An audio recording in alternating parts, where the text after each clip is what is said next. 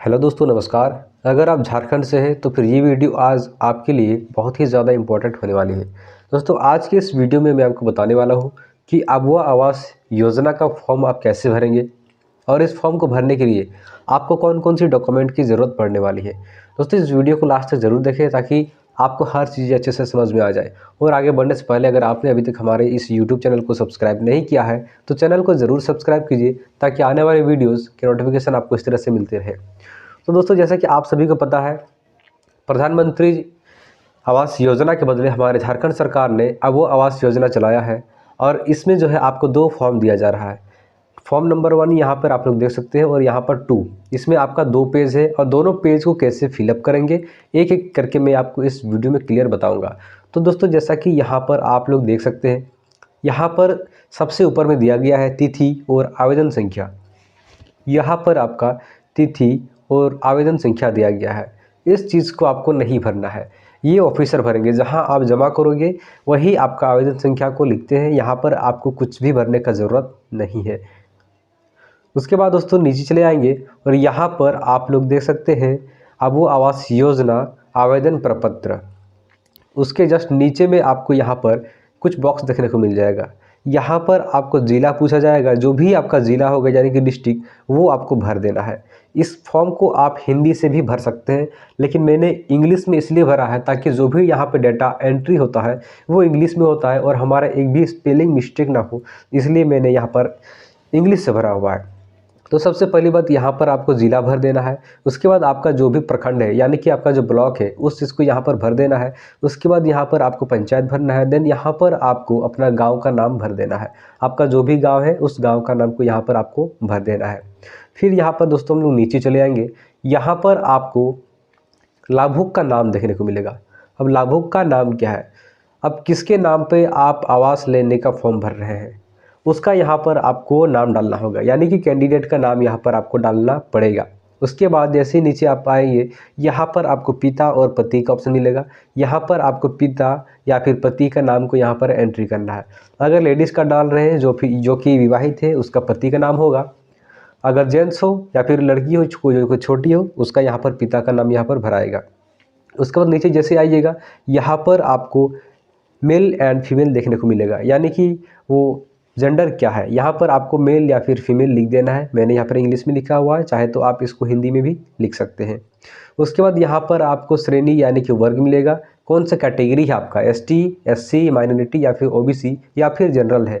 जो भी आपका कैटेगरी है यहाँ पर आपको टिक लगा देना है, जैसे कि मैंने यहाँ पर लगाया है। उसके बाद इस साइड में यहाँ पर आपको डेट ऑफ बर्थ यानी कि जन्म तिथि देखने को मिलेगा। जो भी आपका जन्म तिथि होगा उसको यहाँ पर कुछ इस तरीके से लिख देना है। फिर जैसे कि आप नीचे आएंगे दोस्तों, यहाँ पर आपको आपका एज लिख देना है। जो भी आपने यहाँ पर डेट ऑफ बर्थ मेंशन किया है उसके अकॉर्डिंग आपका जो भी डेट ऑफ बर्थ हो रहा है उस डेट ऑफ बर्थ आपका जो एंट्री है यहाँ पर आपको कर देना है।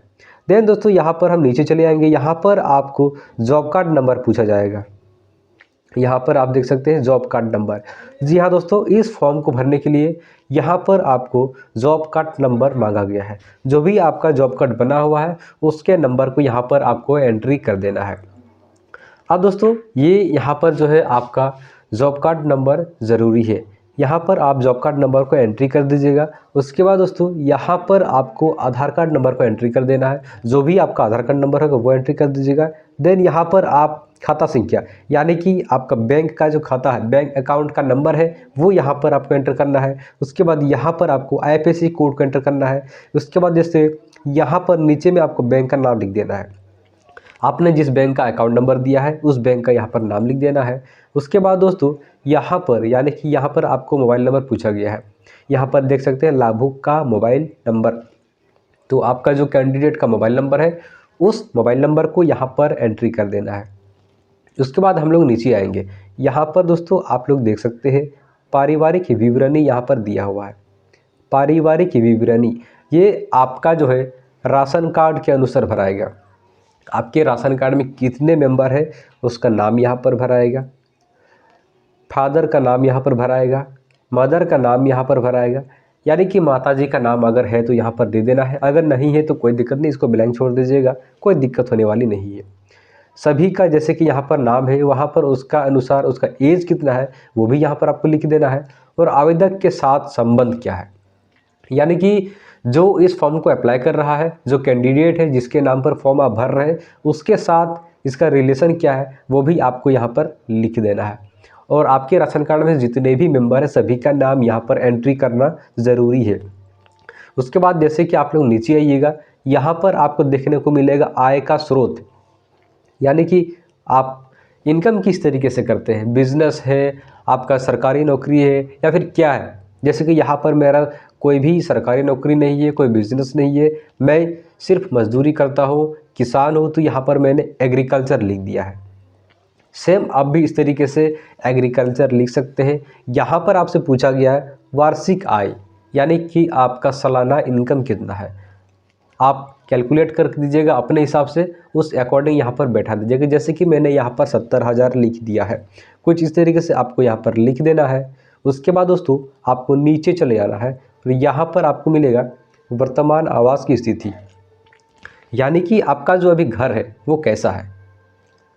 यहाँ पर जैसे कि आप लोग ऑप्शन देखने को मिल रहा है यहाँ पर आवास विहीन, यानी कि आपके पास घर नहीं है, घर है कि नहीं, तो फिर आपका आवास विहीन तो यहाँ पर आप है नहीं, यानी कि बेघर तो आप है नहीं, तो यहाँ पर आपको नो पे टिक लगा देना है।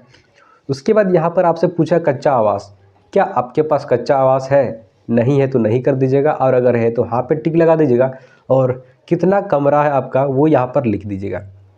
जैसे कि मैंने यहाँ पर लिख दिया है 2 कमरा है। अगर आपके पास कच्चा मकान नहीं है तो यहाँ पर आप नो कर दीजिएगा, और नीचे में आपको ऑप्शन मिलेगा पक्का आवास का।